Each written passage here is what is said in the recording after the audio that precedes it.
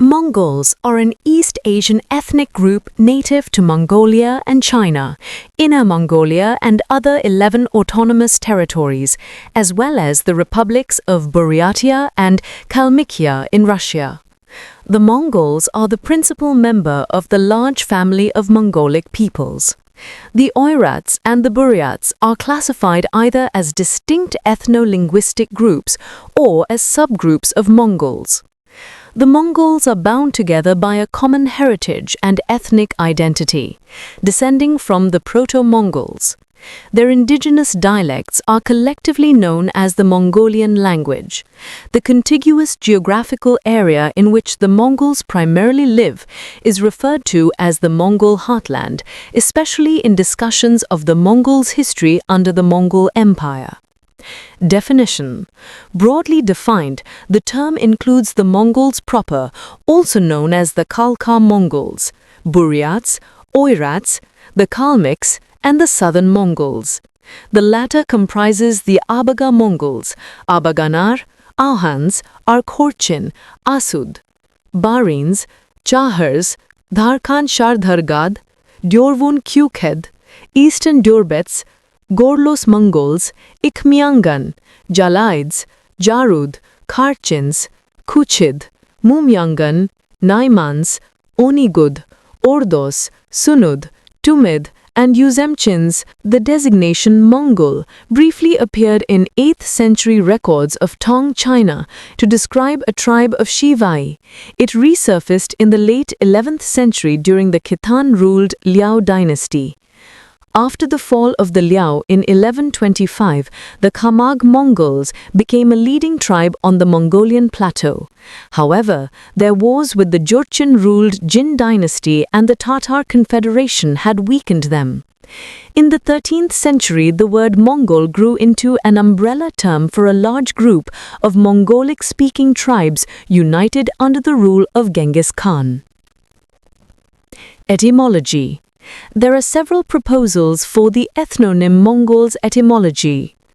A change from Mongke Tengri girl, eternal sky fire, a derivation from the personal name transcribed in Chinese language sources as Mu Godliu, from Middle Chinese Mok Kutliu, of the progenitor of Rouran Khaganate.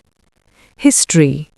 The ethnogenesis of Mongolic peoples is largely linked with the expansion of ancient Northeast Asians. The Mongolic pastoralist lifestyle may in part be derived from the western steppe herders, but without much gene flow between these two groups, suggesting cultural transmission. In various times, Mongolic peoples have been equated with the Scythians, the Magog, and the Tungusic peoples. Based on Chinese historical texts, the ancestry of the Mongolic peoples can be traced back to the Donghu, a nomadic confederation occupying eastern Mongolia and Manchuria. The Donghu neighbored the Hungyu, whose identity is still debated today. Although some scholars maintain that they were Proto-Mongols, they were more likely a multi-ethnic group of Mongolic and Turkic tribes. It has been suggested that the Hun's language was related to the Hungyu. The Donghu, however, can be much more easily labeled Proto-Mongol, since the Chinese histories trace only Mongolic tribes and kingdoms, Xianbei and Wuhan, from them, although some historical texts claim a mixed Hungyu and Donghu ancestry for some tribes. Example, the Khitan are mentioned by Sima Qian as already existing in Inner Mongolia north of Yan in 699 to 632 BCE along with the Shanrong. Unofficial Chinese sources such as Ye Zhao Shu, Lost Book of Zhao, and the Classic of Mountains and Seas project the Donghu's activities back to the Shang dynasty 1600 to 1046 BCE. However, the Hu were not mentioned among the non-Shang Fang border region, modern term Fanghua Fang countries, in the extant oracle bones from the Shang period. The Xianbei formed part of the Donghu Confederation and possibly had in earlier times some independence within the Donghu Confederation as well as from the Zhao dynasty. During the Warring States, the poem The Great Summons, Chinese Da Jiao, in the anthology Verses of Chu, mentions small-waisted and long-necked Shanbei women, and possibly also the book Discourses of the States, which states that during the reign of King Cheng of Zhao, range 1042 to 1021 BCE, the Shanbei came to participate at a meeting of Zhao subject lords at Qiyang, now Qishan County, but were only allowed to perform the fire ceremony under the supervision of Chu, since they were not vassals, by enfeoffment and establishment. The Shanbei chieftain was appointed joint guardian of the ritual torch along with Chu Viscount Shongyi. These early Shanbei came from the nearby Zokaibo culture 2200 to 1500 BCE in the Oirats Desert, where maternal DNA corresponds to the Mongol Daur people and the Tungusic Evanks. The Zokaigo Shanbei, part of the Oirats culture of Inner Mongolia and northern Shanxi, had trade relations with the Shang. Liu Song dynasty commentator Pei Yin in his GCA quoted Eastern Han dynasty scholar Fu Qian's assertion that Shanron and Beide are ancestors of the present-day Xianbei. Again in Inner Mongolia, another closely connected core Mongolic Shanbei region was the Upper Xiajiadian culture 1000 to 600 BCE, where the Donghu Confederation was centered. After the Donghu were defeated by Xiongnu king Modu Chanyu, the Xianbei and Wuhan survived as the main remnants of the confederation. Tadun Khan of the Wuhan, died 207 AD, was the ancestor of the Proto-Mongolic Kumosi. The Wuhan are of the direct Donghu royal line, and the New Book of Tang says that in 209 BCE, Modu Chanyu defeated the Wuhan, instead of using the word Donghu. The Xianbei, however, were of the lateral Donghu line and had a somewhat separate identity, although they shared the same language with the Wuhan. In 49 CE, the Shanbei ruler Bayan Khan perhaps, raided and defeated the Xiongnu, killing 2,000 after having received generous gifts from Emperor Guangwu of Han. The Xianbei reached their peak under Thansivai, reigned 1560 to 181, who expanded their vast but short-lived confederation. Three prominent groups split from the Shanbei state as recorded by the Chinese histories. The Rouran, claimed by some to be the Pannonian Avars, the Khitan people, and the Shivai, a subtribe called the Shivai Mongu, is held to be the origin of the Gengisid Mongols. Besides these three Shanbei groups, there were others, such as the Murong, Duan, and Tuoba. Their culture was nomadic, their religion shamanism or Buddhism, and their military strength formidable. There is still no direct evidence that the Rouran spoke Mongolic languages, although most scholars agree that they were Proto-Mongolic. The Khitan, however, had two scripts of their own, and many Mongolic words are found in their half-deciphered writings. Geographically, the Tuoba Shanbei ruled the southern part of Inner Mongolia and northern China. The Rouran, Yujigulyu Shelun, was the first to use the title Khagan in 402, ruled eastern Mongolia, western Mongolia, the northern part of Inner Mongolia and northern Mongolia. The Khitans were concentrated in eastern part of Inner Mongolia north of Korea, and the Shivai were located to the north of the Khitan. These tribes and kingdoms were soon overshadowed by the rise of the First Turkic Khaganate in 555, the Uyghur Khaganate in 745, and the Yenisei Kyrgyz states in 840. The Tuoba were eventually absorbed into China. The Rouran fled west from the Gokturks and either disappeared into obscurity or, as some say, invaded Europe as the Avars under their Khan, Bayan I. Some Rouran under Tatar Khan migrated east, founding the Tatar Confederation, who became part of the Shivai. The Khitans, who independent after their separation from the Kumoshi in 388, continued as a minor power in Manchuria until one of them, Abaoji 872 to 926, established the Liao dynasty 916 to 1125. Destruction of the Uyghur Khanate by the Kyrgyz resulted in the end of Turkic dominance in Mongolia. According to historians, Kyrgyz were not interested in assimilating newly acquired lands. Instead, they controlled local tribes through various manaps, tribal leaders. The Khitans occupied the areas vacated by the Turkic Uyghurs, bringing them under their control. The Yenisei Kyrgyz state was centered on Khakassia, and they were expelled from Mongolia by the Khitans in 924. Beginning in the 10th century, the Khitans, under the leadership of Abaji, prevailed in several military campaigns against the Tang dynasty's border guards and the Shi, Shivai, and Jurchen nomadic groups. Remnants of the Liao dynasty led by Yelyu Dashi fled west through Mongolia after being defeated by the Jurchen-led Jin dynasty and founded the Kara Khitai or Western Liao dynasty in 1124 while still maintaining control over Western Mongolia. In 1218, Genghis Khan incorporated the Kara Khitai, after which the Khitan passed into obscurity. Some remnants surfaced as the Kutlug Khanid dynasty 1222 to 1306 in Iran and the Dai Khitai in Afghanistan. With the expansion of the Mongol Empire, the Mongolic peoples settled over almost all Eurasia and carried on military campaigns from the Adriatic Sea to Indonesian Java and from Japan to Palestine. They simultaneously became Padishahs of Persia, emperors of China, and great Khans of the Mongols, and one became the Sultan of Egypt. The Mongolic peoples of the Golden Horde established themselves to govern Russia by 1240. By 1279, they conquered the Song dynasty and brought all of China proper under the control of the Yuan dynasty. From Chinggis up high down to the common people, all are shaven in the style Pojao. As with small boys in China, they leave 3 locks, one hanging from the crown of their heads. When it has grown some, they clip it, the strands lower on both sides they plait to hang down on the shoulders.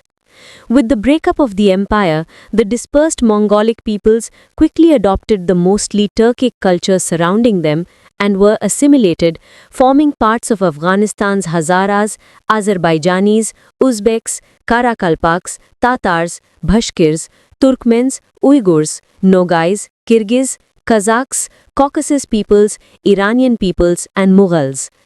Linguistic and cultural Persianization also began to be prominent in these territories. Some Mongols assimilated into the Yakuts after their migration to northern Siberia, and about 30% of Yakut words have Mongol origin. However, remnants of the Yuan imperial family retreated north to Mongolia in 1368, retaining their language and culture. There were 250,000 Mongols in South China, and many Mongols were massacred by the rebel army. The survivors were trapped in South China and eventually assimilated. The Dongxiangs, Bonans, Yugur, and Mongur people were invaded by the Ming dynasty. Northern Yuan. After the fall of the Yuan dynasty in 1368, the Mongols continued to rule the northern Yuan in northern China and the Mongolian steppe. However, the Oirats began to challenge the eastern Mongols under the Borjigin monarchs in the late 13th century, and Mongolia was divided into 2 parts: Western Mongolia, Oirats, and Eastern Mongolia, Khalkha, Inner Mongols, Barga, and Buryats. The earliest written references to the plough in Middle Mongol language sources appear towards the end of the 13th C. In 1434, Eastern Mongol Taisun Khan, 1433-52, Oirat Prime Minister Toghun Taish reunited the Mongols after killing Adai Khan in Ijin. Toghun died in 1439, and his son, Esen Taish, became ruler of the northern Yuan dynasty. Esen later unified the Mongol tribes. The Ming dynasty attempted to invade the northern Yuan in the 14th to 16th centuries. However, the Ming dynasty was defeated by the Oirat, Southern Mongol, Eastern Mongol, and United Mongol armies. Esen's 30,000 cavalry defeated 500,000 Chinese soldiers in the 1449 Tumu crisis. Within 18 months of his defeat of the titular Kran Taisan in 1453, Esen himself took the title of Great Khan of the Great Yuan 1454-55. The Khalkha emerged during the reign of Dayan Khan 1479-1533 as one of the 6 tumens of the eastern Mongolic peoples. They quickly became the dominant Mongolic clan in Mongolia proper. He reunited the Mongols again. In 1550, Altan Khan led a Tumed Mongol raid on Beijing. The Mongols voluntarily reunited during Eastern Mongolian Tumen-Zasagt Khan rule 1558-1592 for the last time. The Mongol Empire united all Mongols before this time. Eastern Mongolia was divided into 3 parts in the 17th century: Outer Mongolia, Khalkha, Inner Mongolia, Inner Mongols, and Buryat region in southern Siberia. was defeated in 1625 and 1628 by the Inner Mongol and Manchu armies due to Ligdan's faulty tactics. The Qing forces secured their control over Inner Mongolia by 1635, and the army of the last Khan, Ligdan, moved to battle against the Tibetan Gelugpa sect or Yellow Hat sect forces. The Gelugpa forces supported the Manchus, while Ligdan supported Kagyu sect or Red Hat sect of Tibetan Buddhism. Ligdan died in 1634 on his way to Tibet. By 1636, most Inner Mongolian nobles had submitted to the Qing dynasty founded by the Manchus. Inner Mongolian Tenghis Noyan revolted against the Qing in the 1640s, and the Khalkha battled to protect Sunu. The Qing era, the Chahar army was defeated in 1625 and 1628 by the Inner Mongol and Manchu armies due to Ligdan's faulty tactics. The Qing forces secured their control over Inner Mongolia by 1635, and the army of the last Khan Ligdan moved to battle against the Tibetan Gelugpa sect or Yellow Hat sect forces. The Gelugpa forces supported the Manchus, while Ligdan supported Kagyu sect or Red Hat sect of Tibetan Buddhism. Ligdan died in 1634 on his way to Tibet. By 1636, most Inner Mongolian nobles had submitted to the Qing dynasty founded by the Manchus. Inner Mongolian Tenghis Noyan revolted against the Qing in the 1640s, and the Khalkha battled to protect Sunud. Western Mongol Oirats and Eastern Mongolian Khalkhas vied for domination in Mongolia since the 15th century, and this conflict weakened Mongol strength. In 1688, the Western Mongol Dzungar Khanati's king Galzan Boshugtu attacked Khalkha after murder of his younger brother by Tushit Khan Chakhundoj, main or central Khalkha leader, and the Khalkha Oirat war began. Galdan threatened to kill Chakhundoj and Zanabazar, Zavjan Damba Khutakti, spiritual head of Khalkha, but they escaped to Sunud, Inner Mongolia. Many Khalkha nobles and folks fled to Inner Mongolia because of the war. Few Khalkhas fled to the Buryat region, and Russia threatened to exterminate them if they did not submit, but many of them submitted to Galdan Boshuktu Khan. In 1683, Galdan's armies reached Tashkent and the Sir Darya and crushed two armies of the Kazakhs. After that, Galdan subjugated the Black Kyrgyz and ravaged the Fergana Valley. From 1685, Galdan's forces aggressively pushed the Kazakhs, while his general Rabdan took Taraz and his main force forced the Kazakhs to migrate westwards. In 1688, he besieged the city of Turkestan. Under the leadership of Abul Khair Khan, the Kazakhs won major victories over the Dzungars at the Bulanti River in 1726 and at the Battle of Andrikai in 1729. The Khalkha eventually submitted to Qing rule in 1691 by Zanabazar's decision, thus bringing all of today's Mongolia under the rule of the Qing dynasty, but Khalkha de facto remained under the rule of Galdan Boshuktu Khan until 1696. The Mongol Oirats scored a treaty of alliance against foreign invasion between the Oirats and Khalkhas was signed in 1640. However, the Mongols could not unite against foreign invasions. Chakhundoj fought against Russian invasion of Outer Mongolia till 1688 and stopped Russian invasion of Khovsgol province. Zanabazar struggled to bring together the Oirats and Khalkhas before the war. Galdan Boshuktu sent his army to liberate Inner Mongolia after defeating the Khalkhas' army and called Inner Mongolian nobles to fight for Mongolian independence. Some Inner Mongolian nobles, Tibetans, Kumal Khanate, and some Mogholistan's nobles supported his war against the Manchus. However, Inner Mongolian nobles did not battle against the Qing. There were three Khans in Khalkha, and Zazit Khan Shar, Western Khalkha leader, was Galdan's ally. Tsesin Khan, Eastern Khalkha leader, did not engage in this conflict. While Galdan was fighting in Eastern Mongolia, his nephew Tsevin Ravdan seized the Jungalian throne in 1689, and this event made him impossible to fight against the Qing Empire. The Russian and Qing Empire supported his action because this coup weakened Western Mongolian strength. Galdan Boshuktu's army was defeated by the outnumbering Qing army in 1696 and he died in 1697. The Mongols who fled to the Buryat region in Inner Mongolia returned after the war. Some Khalkhas mixed with the Buryats. The Buryats fought against Russian invasion since the 1620s and thousands of Buryats were massacred. The Buryat region was formally annexed to Russia by treaties in 1689 and 1727 when the territories on both the sides of Lake Baikal were separated from Mongolia. In 1689, the Treaty of Nerchinsk established the northern border of Manchuria north of the present line. The Russians retained Transbaikalia between Lake Baikal and the Argun River north of Mongolia. The Treaty of Kyakhta, along with the Treaty of Nerchinsk, regulated the relations between Russian and Qing empires till the mid-19th century and established the Mongolia-Russia border. Oka Buryats revolted in 1767 and Russia completely conquered the Buryat region in the late 18th century. Russia and Qing were rival empires till the early 20th century, however they both carried out united policy against Central Asians.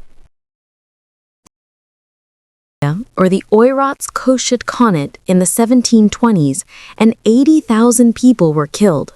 By that period, Upper Mongolian population reached 200,000.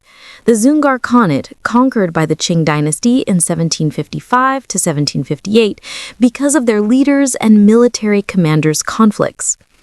Some scholars estimate that about 80% of the Dzungar population were destroyed by a combination of warfare and disease during the Qing conquest of the Dzungar Khanate in 1755 to 1758. Mark Levine, a historian whose recent research interests focus on genocide, has stated that the extermination of the Dzungars was arguably the 18th century genocide par excellence. The Dzungar population reached 600,000 in 1755. About 200,000 to 250,000 Oirats migrated from western Mongolia to Volga River in 1607 and established the Kalmyk Khanate. The Torguds were led by their Taeshi Hor Orluk. Russia was concerned about their attack, but the Kalmyks became a Russian ally and a treaty to protect the southern Russian border was signed between the Kalmyk Khanate and Russia. In 1724, the Kalmyks came under control of Russia. By the early 18th century, there were approximately 300,000 to 350,000 Kalmyks and 15 million Russians, citation needed. The Tsardom of Russia gradually chipped away at the autonomy of the Kalmyk Khanate.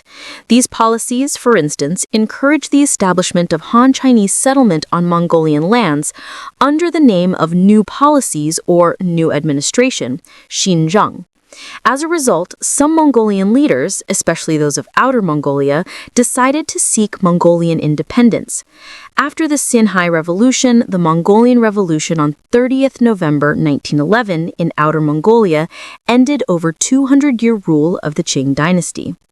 Post-Qing era. With the independence of Outer Mongolia, the Mongolian army controlled Khalkha and Khavd regions, modern-day Uvs, Khavd, and Bayan-Olgi provinces, but northern Xinjiang, the Altai and Ili regions of the Qing Empire, Upper Mongolia, Barga, and Inner Mongolia came under the control of the newly formed Republic of China. On February 2, 1913, the Bogd Khanate of Mongolia sent Mongolian cavalries to liberate Inner Mongolia from China. Russia refused to sell weapons to the Bogd Khanate, and the Russian Tsar Nicholas II referred to it as Mongolian imperialism. Additionally, the United Kingdom urged Russia to abolish Mongolian independence as it was concerned that if Mongolians gain independence, then Central Asians would revolt. 10,000 Khalkha and Inner Mongolian cavalries, about 3,500 Inner Mongolians, defeated 70,000 Chinese soldiers and controlled almost all of Inner Mongolia. However, the Mongolian army retreated due to lack of weapons in 1914. 400 Mongolian soldiers and 3,795 Chinese soldiers died in this war. The Khalkhas, Khovd Oirats, Buryats, Dzungar Oirats, Upper Mongols, Barga Mongols, most Inner Mongolians, and some Tuvan leaders sent statements to support Bogd Khan's call of Mongolian reunification. In reality, however, most of them were too prudent or irresolute to attempt joining the Bogd Khan regime. Russia encouraged Mongolia to become an autonomous region of China in 1914. Mongolia lost Barga, Jungaria, Tuva, Upper Mongolia, and Inner Mongolia in the 1915 Treaty of Kyakhta. The Republic of China occupied Mongolia after the suspicious deaths of Mongolian patriotic nobles. On 3 February 1921, the White Russian Army, led by Baron Ungan and mainly consisting of Mongolian volunteer cavalries and Buryat and Tatar Cossacks, liberated Ulaanbaatar. Baron Ungan's purpose was to find allies to defeat the Soviet Union. The statement of reunification of Mongolia was adopted by Mongolian revolutionaries in 1921. The Soviet, however, considered Mongolia to be Chinese territory in 1924 during a secret meeting with the Republic of China. Finally, the national government of the Republic of China officially recognized Mongolian independence in 1945. Although the Soviet Union supported the Mongolian People's Republic, Soviets carried out various policies, political, economic and cultural, against Mongolia until its fall in 1991 to prevent Pan-Mongolism and other irredentist movements. On 10 April 1932, Mongolians revolted against the government's new policy and Soviets. The government and Soviet soldiers defeated the rebels in October. The Buryats started to migrate to Mongolia in the 1900s due to Russian oppression. Joseph Stalin's regime stopped the migration in 1930 and started a campaign of ethnic cleansing against newcomers and Mongolians. During the Stalinist repressions in Mongolia, almost all adult Buryat men and 22,000 to 33,000 Mongols, 3 to 5% of the total population, common citizens, monks, pan-Mongolists, nationalists, patriots, hundreds of military officers, nobles, intellectuals and elite people were shot dead under Soviet orders. Some authors also offer much higher estimates, up to 100,000 victims. Around the late 1930s, the Mongolian People's Republic had an overall population of about 700,000 to 900,000 people. By 1939, Soviets said, "We repressed too many people. The population of Mongolia is only 100,000. The proportion of victims in relation to the population of the country is much higher than the corresponding figures of the Great Purge in the Soviet Union." The Manchukuo 1932 to 1945, puppet state of the Empire of Japan 1868 to 1947, invaded Barga and some part of Inner Mongolia with Japanese help. The Mongolian army advanced to the Great Wall of China during the Soviet-Japanese War of 1945, Mongolian name, Liberation War of 1945. Japan forced Inner Mongolian and Barga people to fight against Mongolians, but they surrendered to Mongolians and started to fight against their Japanese and Manchu allies. Marshal Khorolugin Choibalsan called Inner Mongolians and Xinjiang Oirats to migrate to Mongolia during the war, but the Soviet army blocked Inner Mongolian migrants' way. It was a part of a pan-Mongolian plan, and few Oirats and Inner Mongols Huchids, Bargas, Timedas, about 800 Uzemchins arrived.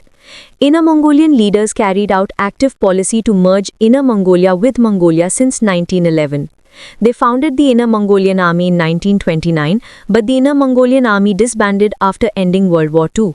The Japanese Empire supported Pan-Mongolism since the 1910s, but there have never been active relations between Mongolia and Imperial Japan due to Russian resistance.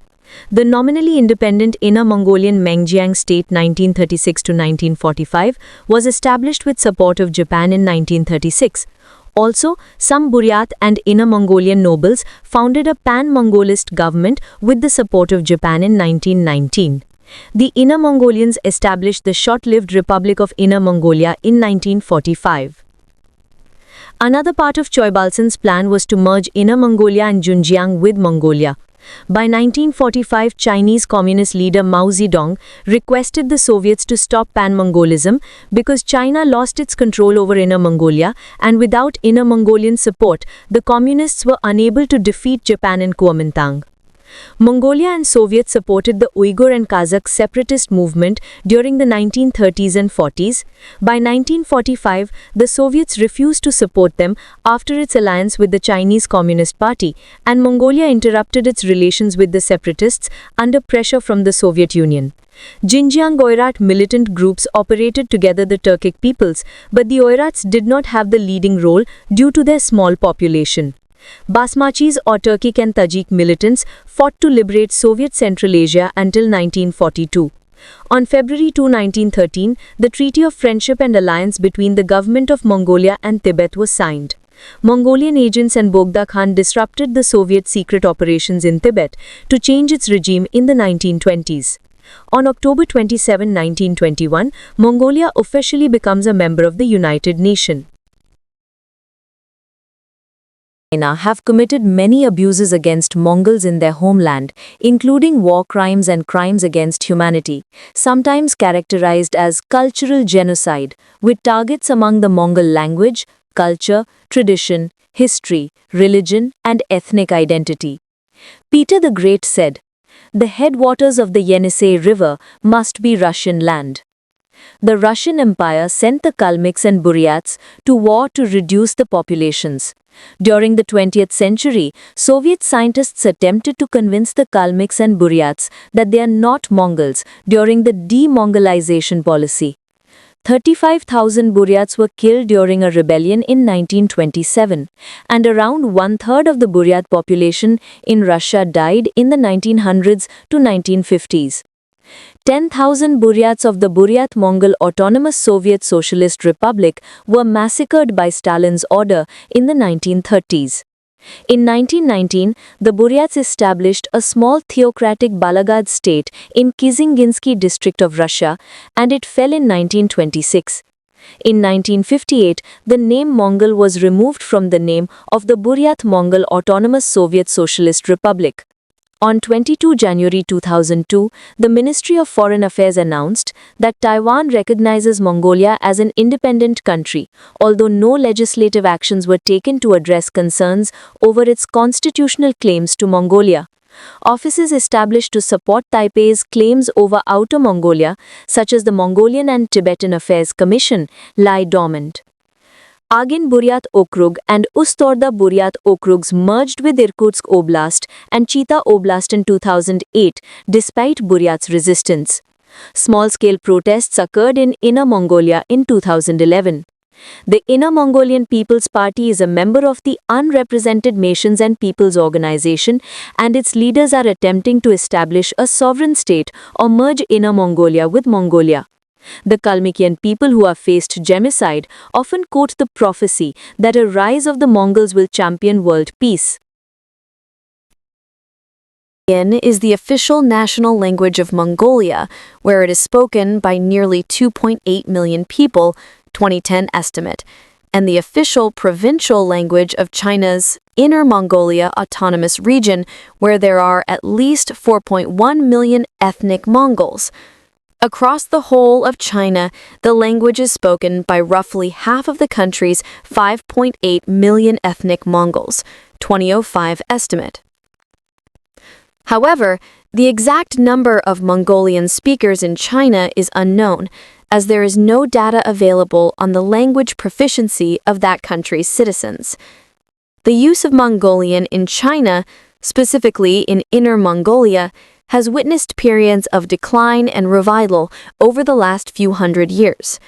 The language experienced a decline during the late Qing period, a revival between 1947 and 1965, a second decline between 1966 and 1976, a second revival between 1977 and 1992, and a third decline between 1995 and 2012.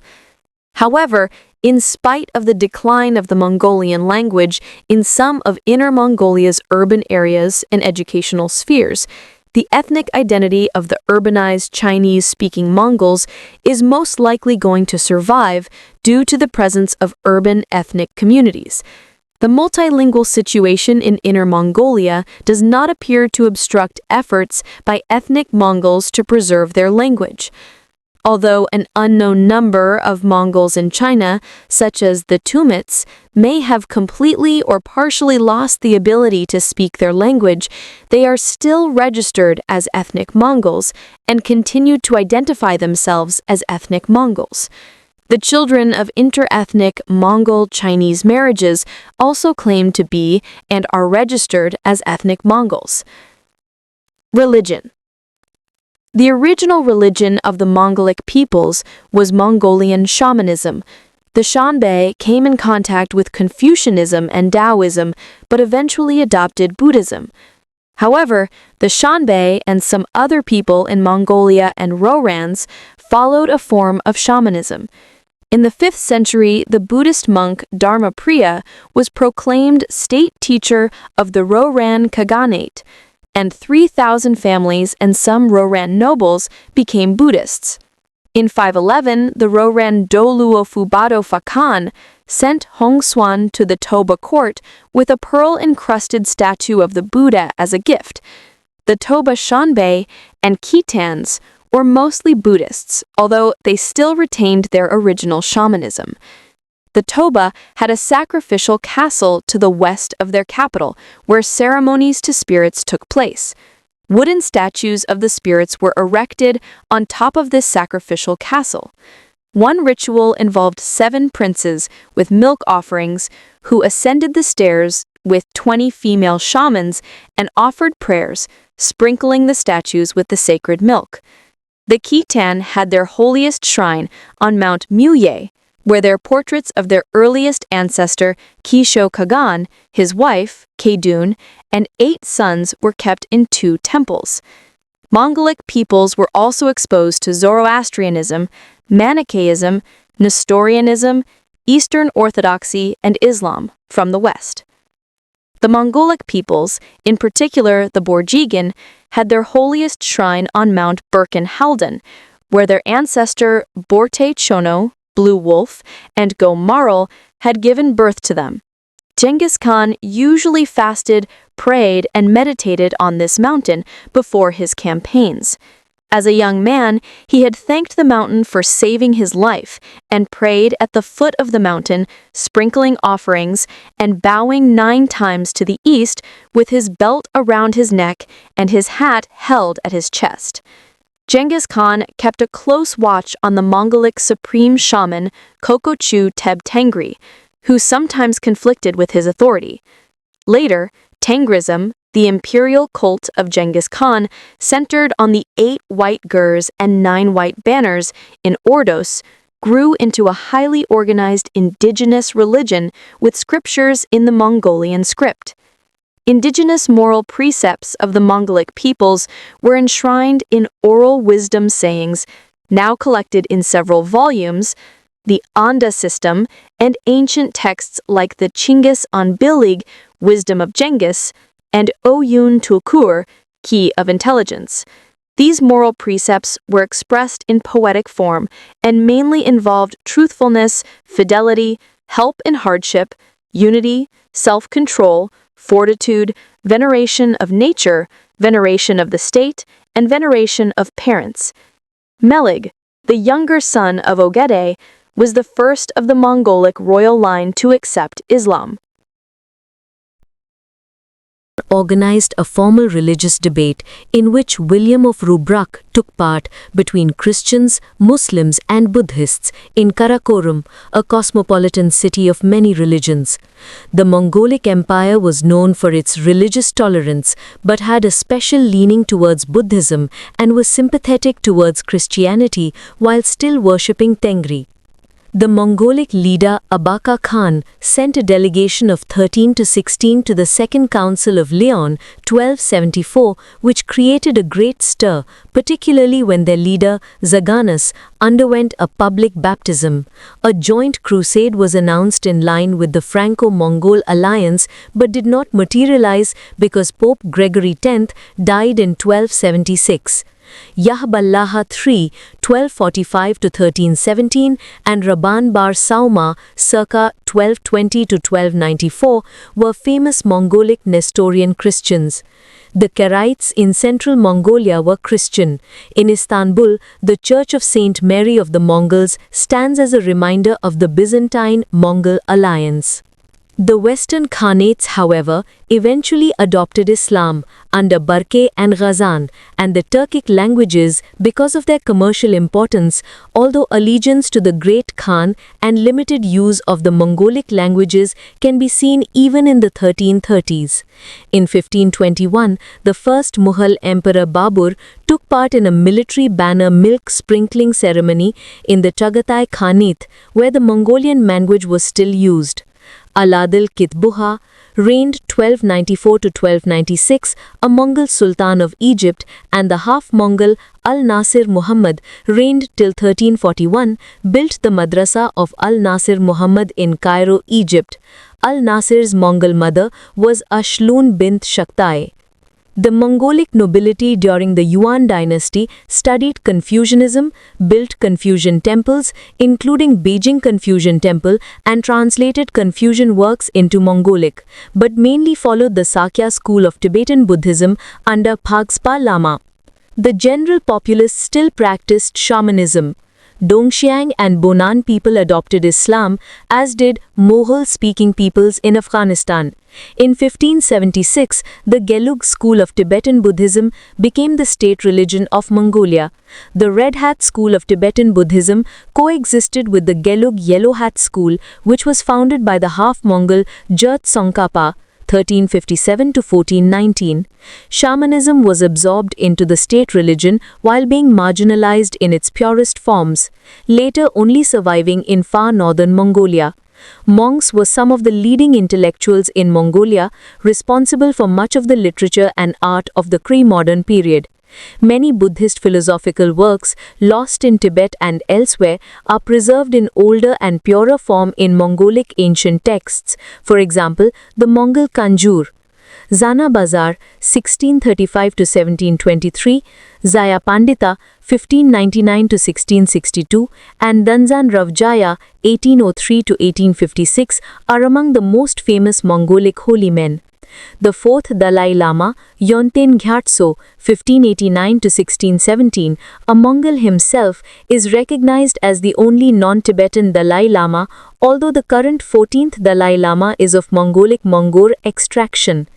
The name is a combination of the Mongolian word Dalai, meaning ocean, and the Tibetan word Plama, meaning guru, teacher, mentor. Many Buryats became Orthodox Christians due to the Russian expansion. During the socialist period, religion was officially banned, although it was practiced in clandestine circles. Today, a sizable proportion of Mongolic peoples are atheists or agnostic.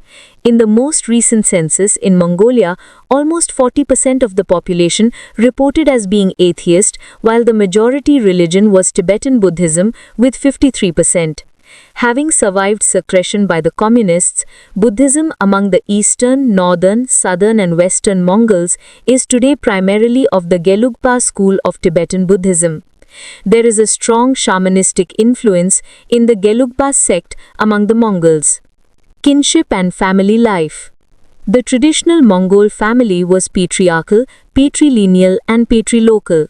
Wives were brought for each of the sons, while daughters were married off to other clans. Wife-taking clans stood in a relation of inferiority to wife-giving clans, who were considered elder or bigger, in relation to wife-taking clans, who were considered younger or smaller.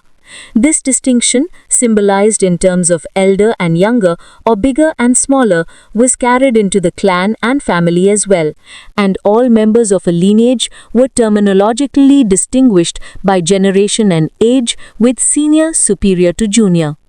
In the traditional Mongol family, each son received a part of the family herd as he married, with the elder son receiving more than the younger son.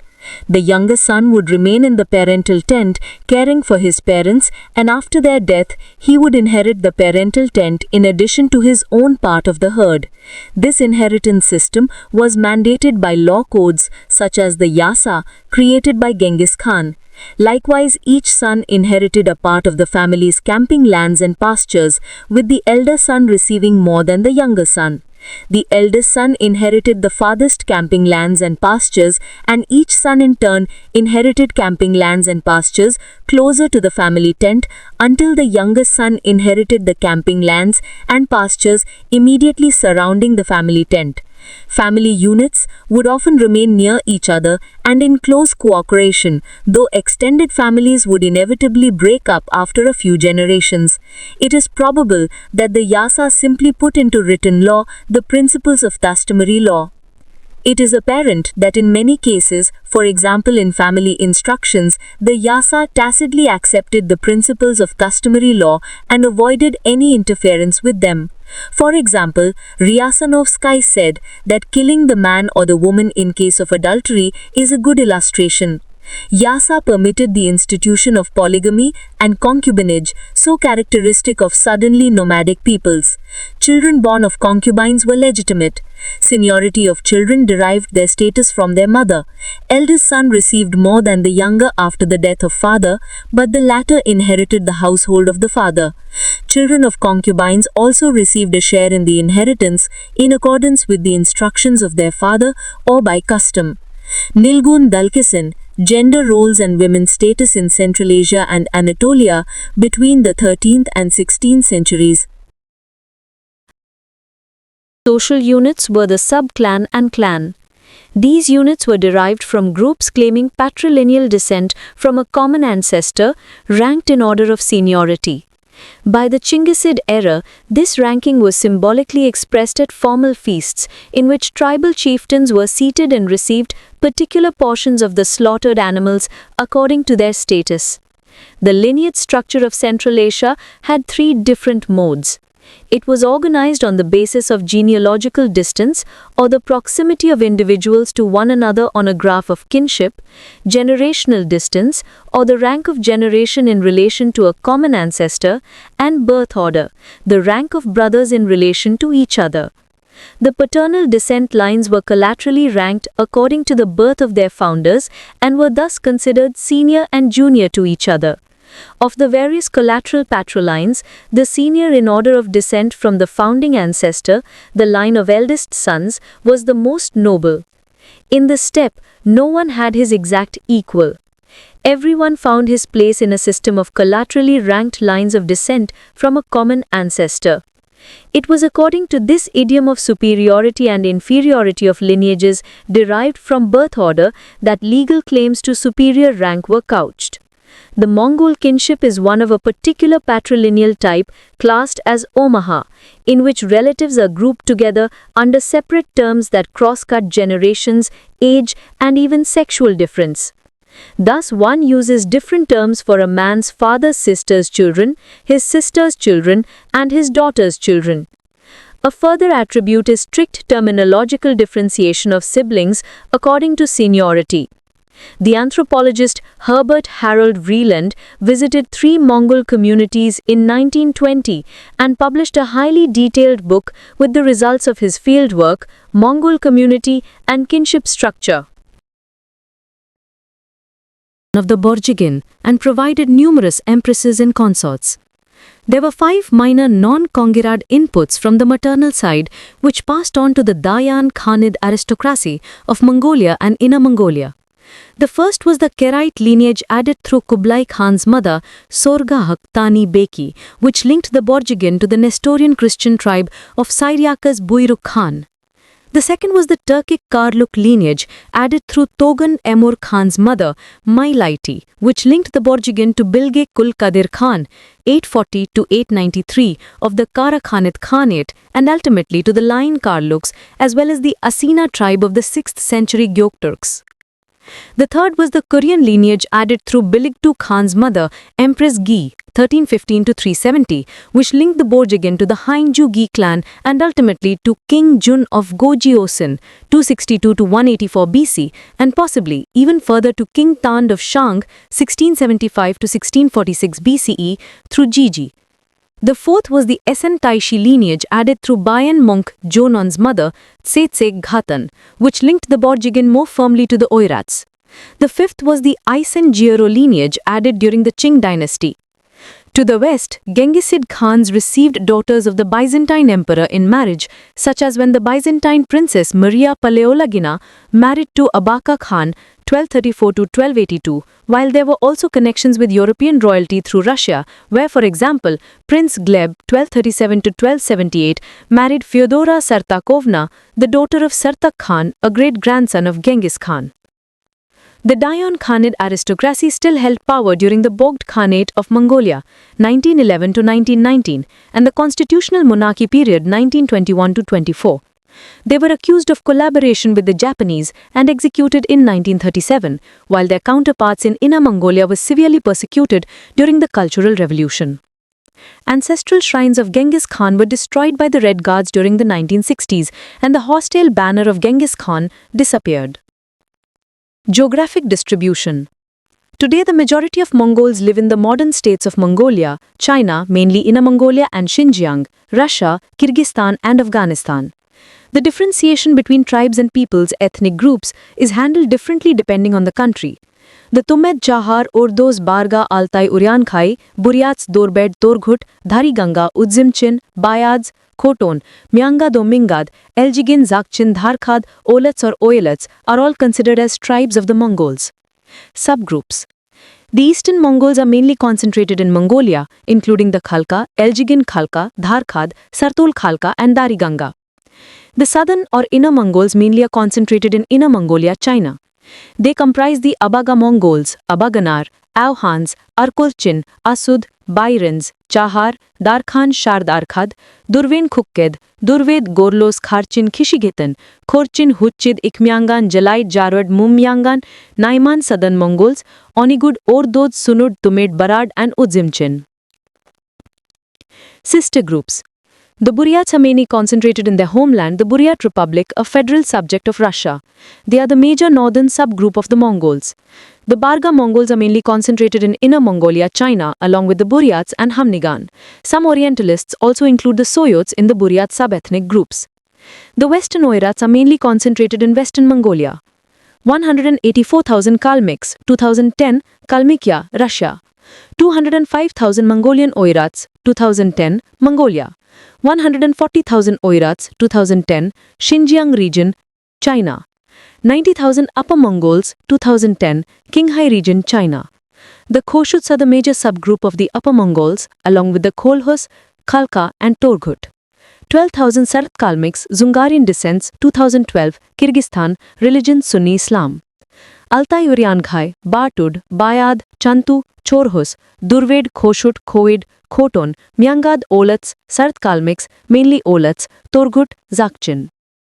Kalmyks, Bartud, Buzva, Chorhos, Durved, Khoed, Olats, Torghut. Upper Mongolian Oirats, Chorhos, Khoshut, Torghut. Mongolia. In modern-day Mongolia, Mongols make up approximately 95% of the population, with the largest ethnic group being the Khalkha Mongols, followed by Buryats, both belonging to the Eastern Mongolian peoples. They are followed by Oirats, who belong to the Western Mongolian peoples. Mongolian ethnic groups: Bairin, Bartud, Barga, Bayad, Buryat, Selange Chahar, Chantu, Dharkhart, Dariganga, Durved Oirat, Elgin Khalkha, Hamnigan, Kharchin, Khoed, Khorchin, Khotogoid, Khoton, Huchid, Myangad, Olat, Sartul, Torghut, Tumed, Udzimchin and Zakchin.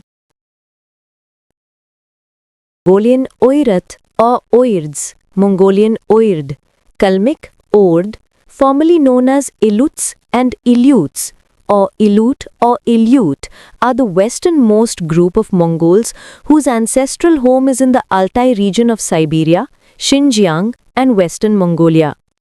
The first documented reference to Ilut and Yelut was in the Unginsk rune inscriptions dated in the 6th century. The dating of the Oirats to the 13th century is based on the text of the Secret History of the Mongols. Historically, the Oirats were composed of 4 major tribes: Dhungar or Choros or Olots, Thorgud, Dorbet and Khoshut. The political elite of the Rauran Khaganate were Yelu T Mongolic speakers. Although these two empires encompassed multilingual populations, the language of diplomacy, trade and culture was an Olu-Yelu dialect of ancient Mongolic descent. When the Tabgach destroyed the Rauran Empire, the Mongolic-speaking people escaped into the Caspian steppes. The modern Kalmyks of Kalmykia on the Caspian Sea in southeastern Europe are Oirats. Etymology. The name derives from Mongolic Oi, from Hoi, forest woods, and Ard, from Harad, people, who were counted among the forest people in the 13th century. An opinion believes the name derives from the Mongolian word Oirt, meaning close, as in closer or nearer. The name Oirat may derive from a corruption of the group's original name Dorben Oird, meaning the allied four. Perhaps inspired by the designation Dorben Oird, other Mongols at times use the term Dochin Mongols for themselves, Dochin meaning 40. But there was rarely as great a degree of unity among larger number of tribes as among the Oirats. Writing system. Main articles: Zaya Pandita and clear script. In the 17th century, Zaya Pandita, a Gelug monk of the Khoshut tribe, devised a new writing system called clear script for use by the Oirats. This system was developed on the basis of the older Mongolian script but had a more developed system of diacritics to preclude misreading and reflected some lexical and grammatical differences that the Oirat language has from Mongolian. Clear script remained in use in Kalmykia until the mid-1920s when it was replaced by a Latin alphabet and later the Cyrillic script. It can be seen in some public signs in the Kalmyk capital, Elista, and is superficially taught in schools. It was likewise replaced in Mongolia by the Cyrillic alphabet in 1941. Some Oirats in China still use the clear script as their primary writing system as well as Mongolian script. A monument of Zaya Pandita in Kalmykia was unveiled on the 400th anniversary of his birth and on 350th anniversary of his creation of the clear script. Historically, the Oirats share some history, geography, culture and language with the Eastern Mongols and were at various times united under the same leader as a larger Mongol entity, whether that ruler was of Oirat descent or of Chinggisids. Comprising the Khoshut, Hoshud, Choros, Olot, Old, Thorgud, Dorbhet, ethnic groups, they were dubbed Kalmyk or Kalmak, which means remnant or to remain, by their western Turkic neighbors. Various sources also list the Bargut, Buzawa and Tumegd tribes as comprising a part of the Durben Oird. Some tribes may have joined the original four only in later years. This name, however, may reflect the Kalmyks remaining Buddhist rather than converting to Islam, or the Kalmyks remaining in the Altai region. Earliest mentions of the Oirat people in a historical text can be found in The Secret History of the Mongols, a 13th century chronicle of Genghis Khan's rise to power. In The Secret History, the Oirats are counted among the forest people and are said to live under the rule of a shaman chief known as Beki. They lived in Tuva and the Mongolian Husogol province. The Oirats moved south in the 14th century. In one famous passage, the Oirat chief, Hutuka Beki, used a yada, or thunderstone, to unleash a powerful storm on Genghis's army. The magical ploy backfired, however, when an unexpected wind blew the storm back toward him. During the early stages of Genghis's rise to power, the Oirats fought against Genghis, but were defeated. The Oirats would then fully submit to Mongol rule after their ally, Jamuka, Genghis's childhood friend and later rival, was killed. Subject to the Khan, the Oirats turned themselves into a loyal and formidable faction of the Mongol war machine. In 1207, Jochi, the eldest son of Genghis, subjugated the forest tribes, including the Oirats and the Yenisei Kyrgyz. The great Khan gave those peoples to his son, Jochi, and had one of his daughters, Chechagin, marry Chief Kuduk Beki, or his son. There were notable Oirats in the Mongol Empire, such as Argun Aga and his son, Naruz. In 1256, a group of the Oirats under Bukatamir joined Hulagu's expedition against the Abbasids and participated in the Mongol campaign against the Nizaris in Iran. Then they took part in the Second Battle of Homs, where the Mongols were defeated. The majority of the Oirats who were left behind supported Arik Boke against Kublai in the Toloid Civil War. Kublai defeated his younger brother, and they entered the service of the victor. In 1295, more than 10,000 Oirats under Targai Kurgan, son-in-law of the Bourjigin family, fled Syria, then under the Mamluks. As they were despised by both Muslim Mongols and local Turks, they were well received by Egypt's Sultan Al-Adil Kitbuga, himself of Oirat origin. Ali Pasha, the governor of Baghdad and head of an Oirat ruling family, went on to murder Ilkhan Arpa Khaon, resulting in the disintegration of Mongol Persia. Since the Oirats were near both the Chagatai Khanate and the Golden Horde, they had strong ties with them, and many Mongol Khans had Oirat wives. After the expulsion of the Yuan dynasty from China, the Oirats reconvened as a loose alliance of the four major Western Mongolian tribes: Mongolian, Dorven, Orid, Dorven, Oirad. The alliance grew, taking power in the remote region of the Altai Mountains northwest of Hami Oasis. Gradually, they spread eastwards, annexing territories then under the control of the Eastern Mongols. They hoped to re-establish a unified, nomadic rule under their banner of the four Oirats. The only Borjigid ruling tribe was the Hoshuts. The others, rulers, were not descendants of Genghis. The Ming dynasty of China had helped the Oirats rise over the Mongols during the Yongle emperor's reign after 1040, when the Ming defeated the Kublai Ulge Timur and the Borjigid power was weakened. The Borjigid Khans were displaced from power by the Oirats, with Ming help, ruling as puppet Khans until the alliance between the Ming and Oirats ended, and the Yongle emperor launched a campaign against them. The greatest ruler of the Oirat Confederacy was Essen Taishi. He led the Oirats from 1438 to 1454, in which he unified Mongolia, both inner and outer, under his puppet Khan, Tai Sun Khan. In 1449, Essen Taishi and Tai Sun Khan mobilized their cavalry along the Chinese border and invaded Ming China, defeating and destroying the Ming defenses at the Great Wall, along with the reinforcements sent to intercept his cavalry. In the process, the Zhengtong emperor was captured at Tumu. The following year, Essen returned the emperor after an unsuccessful ransom attempt. After claiming the title of Khan, something which only blood descendants of Genghis Khan could do, Essen was killed. Shortly afterward, the Oirat power declined.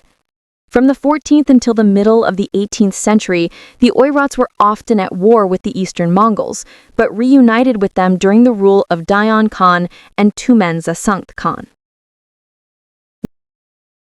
Oirats converted to Tibetan Buddhism around 1615, and it was not long before they participated in the conflict between the Gelug and Karma Kagyu schools. At the request of the Gelug school, in 1637, Gushi Khan, the leader of the Koshuts in Koko Nor, defeated Choktu Kong Taiji, the Khalkha prince who supported the Karma Kagyu school, and conquered Amdo, present-day Qinghai. The unification of Tibet followed in the early 1640s, with Gushi Khan proclaimed Khan of Tibet by the 5th Dalai Lama, and the establishment of the Koshut Khanate. The title Dalai Lama itself was bestowed upon the third Lama of the Gelug Tulku lineage by Altan Khan, not to be confused with the Altan Khans of the Khalkha, and means, in Mongolian, Ocean of Wisdom. Amdo, meanwhile, became home to the Koshuts.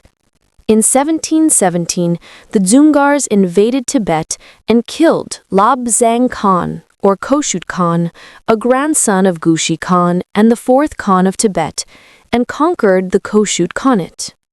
The Qing Empire defeated the Dzungars in the 1750s and proclaimed rule over the Oirats through a Manchu-Mongol alliance, a series of systematic arranged marriages between princes and princesses of Manchu with those of Khalkha Mongols and Oirat Mongols, which was set up as a royal policy carried out over 300 years, as well as over Koshut-controlled Tibet.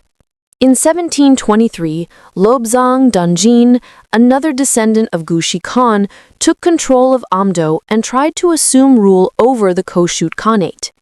He fought against a Qing army and was defeated only in the following year, with 80,000 people from his tribe executed by Manchu army due to his rebellion attempt. By that period, the Upper Mongolian population reached 200,000 and were mainly under the rule of Khalkha Mongol princes who were in a marital alliance with Manchu royal and noble families. Thus, Amdo fell under Manchu domination. The Dzungar Khanate. The 17th century saw the rise of another Oirat empire in the east, known as the Khanate of Dzungaria, which stretched from the Great Wall of China to present-day central Kazakhstan and from present-day northern Kazakhstan to southern Siberia. It was the last empire of nomads and was ruled by Churos noblemen. The transition from Ming to Qing dynasties in China occurred during the mid-17th century, and the Qing sought to protect its northern border by continuing the divide-and-rule policy their Ming predecessors had successfully instituted against the Mongols. The Manchu consolidated their rule over the eastern Mongols of Manchuria. They then persuaded the eastern Mongols of Inner Mongolia to submit themselves as vassals. Finally, the eastern Mongols of Outer Mongolia sought the protection of the Manchu against the Dzungars. The Kazakh-Dzungar Wars, 1643 to 1756, were a series of long conflicts between the Kazakh Jews and the Dzungar Khanate. The strategic goal for the Dzungars was to increase their territories by taking the lands of the Kazakhs. Under the leadership of Abul Khair Khan, the Kazakhs won major victories over the Dzungars at the Bulanti River in 1726 and at the Battle of Anyaraki in 1729. In the 17th century, the Dzungar pioneered the local manifestation of the military revolution in Central Eurasia, after perfecting a process of manufacturing indigenously created gunpowder weapons. They also created a mixed agropastoral economy as well as complementary mining and manufacturing industries on their lands. Additionally, the Dzungar managed to enact an empire-wide system of laws and policies to boost the use of the Oirat language in the region. The Dzungar population reached 600,000 in 1755. Some scholars estimate that about 80% of the Dzungar population was wiped out by warfare of the Manchu-Qing conquest of Jungaria in 1755 to 1757. Most of the Charos, Olot, Khoid, Batud, and Zakchin Oirats who battled against the Qing were killed by Manchu soldiers, and after the fall of the Dzungar Khanate, became small ethnic groups.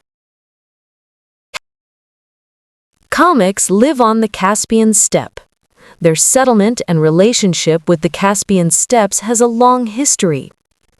In early modern times, Kohorlak, Taishi of the Torguts, and Dalai Taishi of Dorbets led the Oirats, 200,000 to 250,000 people, mainly Torguts, west to the Volga River in 1607, where they established the Kalmyk Khanate.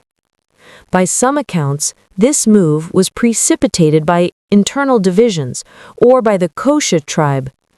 Other historians believe it more likely that the migrating clans were seeking pasture land for their herds, scarce in the Central Asian highlands. Some of the Koshut and Olit tribes joined the migration almost a century later. The Kalmyk migration had reached as far as the steppes of southeastern Europe by 1630. At the time, that area was inhabited by the Nogai horde. But under pressure from Kalmyk warriors, the Nogais fled to Crimea and the Kuban River. Many other nomadic peoples in the Eurasian steppes subsequently became vassals of the Kalmyk Khanate, part of which is in the area of present-day Kalmykia. The Kalmyks became allies of Russia, and a treaty to protect southern Russian borders was signed between the Kalmyk Khanate and Russia. Later, they became nominal, then full subjects of the Russian Tsar. In 1724, the Kalmyks came under control of Russia. Russia gradually reduced the autonomy of the Kalmyk Khanate. Tsarist policies encouraged establishment of Russian and German settlements on pastures where the Kalmyks formerly roamed and fed their livestock. The Russian Orthodox Church, by contrast, pressed Buddhist Kalmyks to adopt orthodoxy. In January 1771, the oppression by the Tsarist administration forced a larger part of Kalmyks, 33,000 households or approximately 170,000 individuals, to migrate to Jungaria. 200,000, 170,000 Kalmyks began the migration from their pastures on the left bank of the Volga River to Jungaria through the territories of their Bashkir and Kazakh enemies. The last Kalmyk Khan, Ubashi Khan, led the migration to restore the Dzungar Khanate and Mongolian independence. As C.D. Barkman notes, it is quite clear that the Torguts had not intended to surrender to the Chinese, but had hoped to lead an independent existence in Jungaria. Ubashi Khan sent his 30,000 cavalry to the Russo-Turkish War in 1768 to 1769 to gain weapons before the migration. He led 70,000 Kalmyks on a return migration to Jungaria, where they were received as Qi subjects. After failing to stop the Kalmyk migration, the Empress Catherine the Great abolished the Kalmyk Khanate. Beset by raids by Kazakhs and Bashkirs, thirst, cold, and starvation, only 70,000 survivors made it to Jungaria.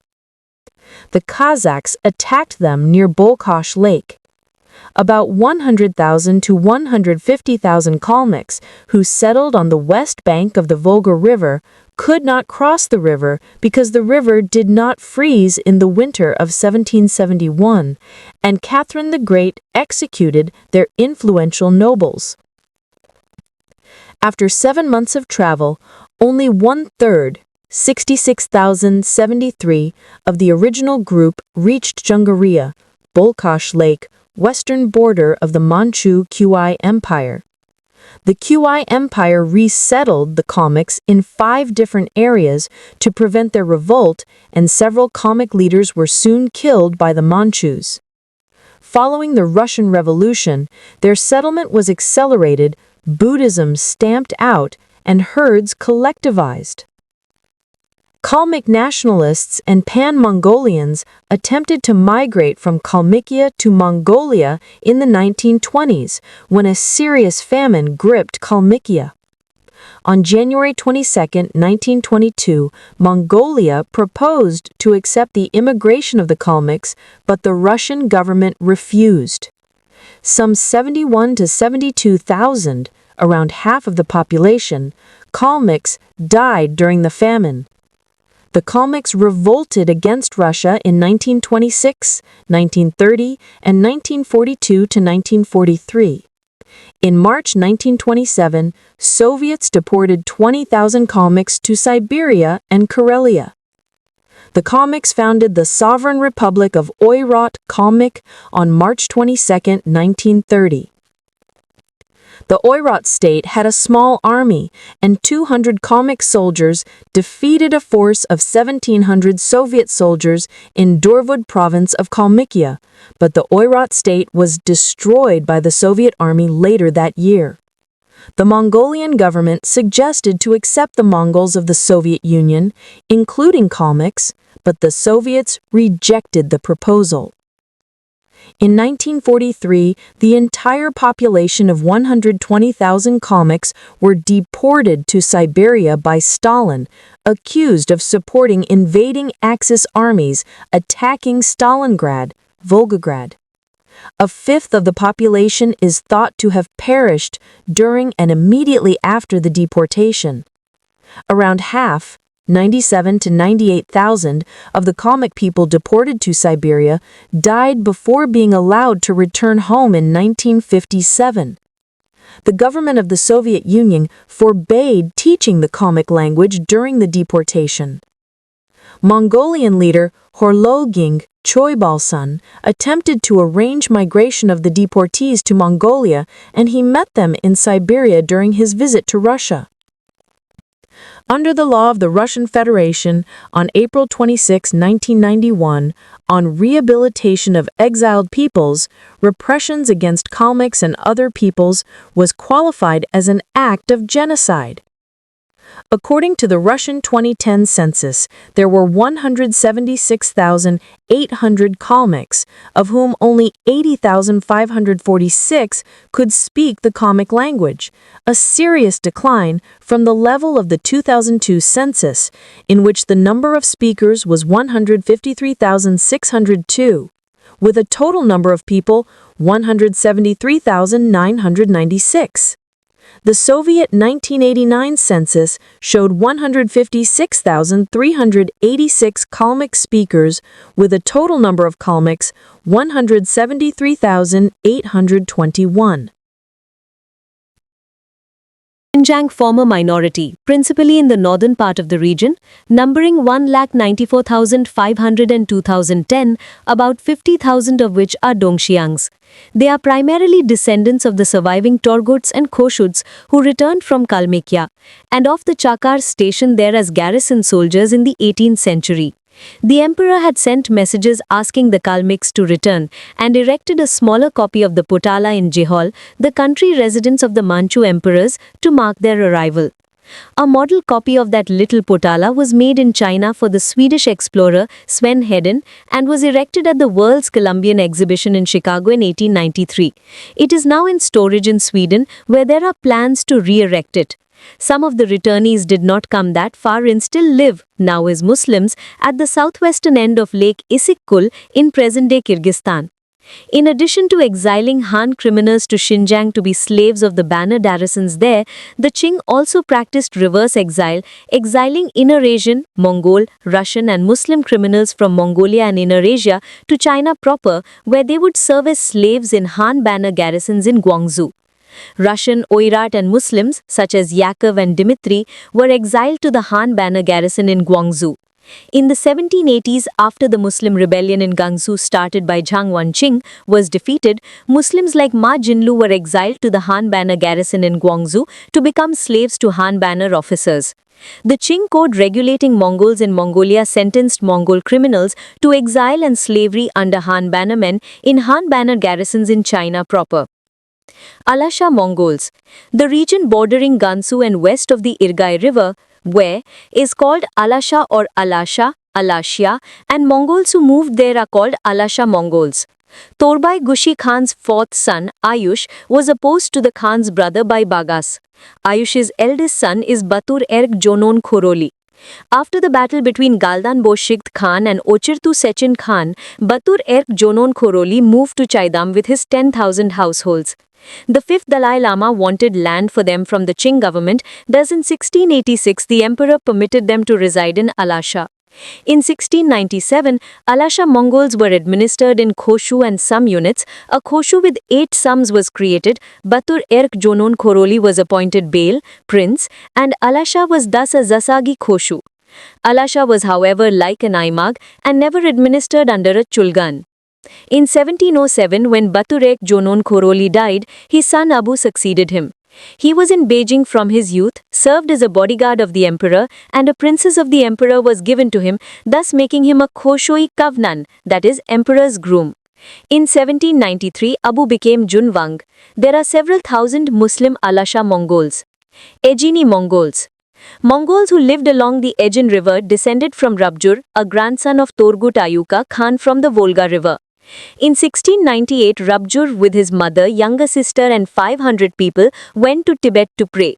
While they were returning via Beijing in 1704, the Qing ruler, the Kangxi emperor, let them stay there for a few years and later organized a Khoshu for them in a place called Sirte and made Rabjur the governor. In 1616, the Kangxi emperor sent him and his people to him near the border of Qing China in the Zungar Khanate for intelligence gathering purposes against the Oirats. When Rabjur died, his eldest son Denzan succeeded him.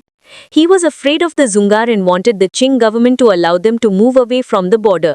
They were settled in Dalanol, Altanol. When Denzan died in 1740, his son Lubsan Darja succeeded him and became Bale. In 1753, they were settled on the banks of the Ejin River, and the Ejin River Torgut Khoshu was thus formed.